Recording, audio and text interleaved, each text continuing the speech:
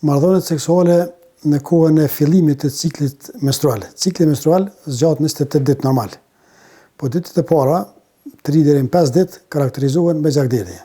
Shumica të na këto mendojnë si cikël veç kohën e gjakderdhjes, pa ditë që cikli zgjat 28 ditë. Dhe varësisht prej botkuptimeve, prej besimeve që i kanë, prej kulturës tyne, njerëzit angazhohen ose nuk angazhohen në marrëdhënie seksuale gjatë këtyre ditëve të para, 3 deri në 5 ditë kur ka gjakderdhje.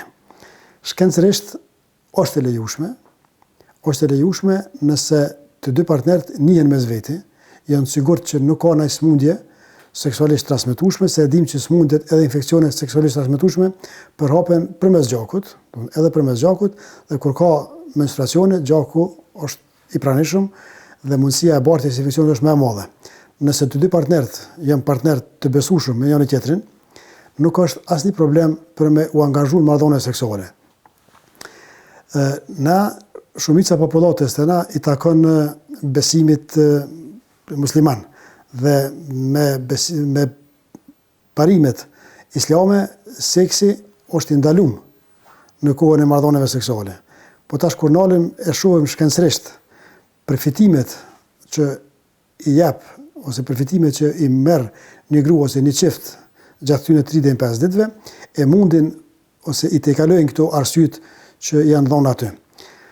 Pse i tejkalojnë? Përpara, kur është ndaluar me u kry marrëdhënie seksuale gjatë menstruacioneve, është menduar mirë, është menduar se në atë kohë mundësia e tualetit, mundësia e higjienës ka qenë shumë më e paktë, edhe mundësia e bartjes së infeksioneve ka qenë shumë më e madhe.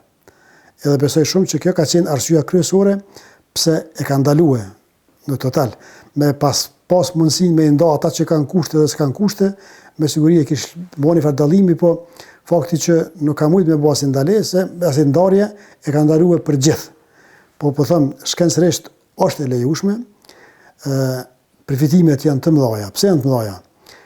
Hormonet, zhvillimi i cikleve hormonale të gratë dhe të vajzat ndryshon gjatë ciklit menstrual.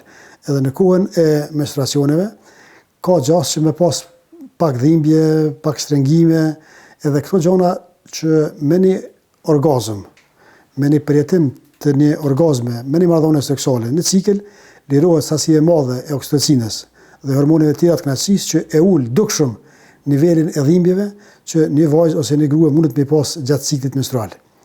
Pastaj është mundësia minimale, ose mos më thonë mundësia zero e mbetjes shtatzon gjatë ciklit menstrual. Pra, ka çifte që 25 ditë tjera gjatë ciklit menstrual bëjnë marrëdhënie seksuale duke përdorur metodën e nxjerrjes penisit ose ejakulimit jashtë.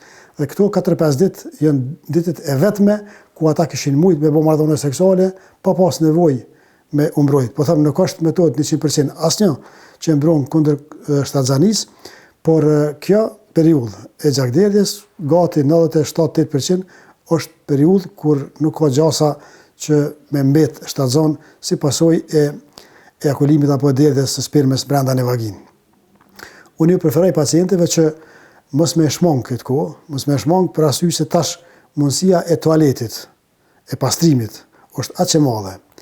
Gjaku menstrual nuk vjen prej një rezervuari që me dalë ton kohën, ai gjak krijohet kohë pas kohe, ajo pjesë që ka dalë në kanalin e vaginës pastrohet gjatë tualetës dhe derisa të vjen sasia tjetër nga mitra me dalë nëpër kanal dhe me u pa ose me qenë prezente, mundet me u krye një marrëdhënie seksuale dhe krejt çka mundet me ndodh që me i pengue çiftet është donjolla të gjakut të çarshaf ose donjolla gjakut në një peshqer që kishim me vënë paraprakisht.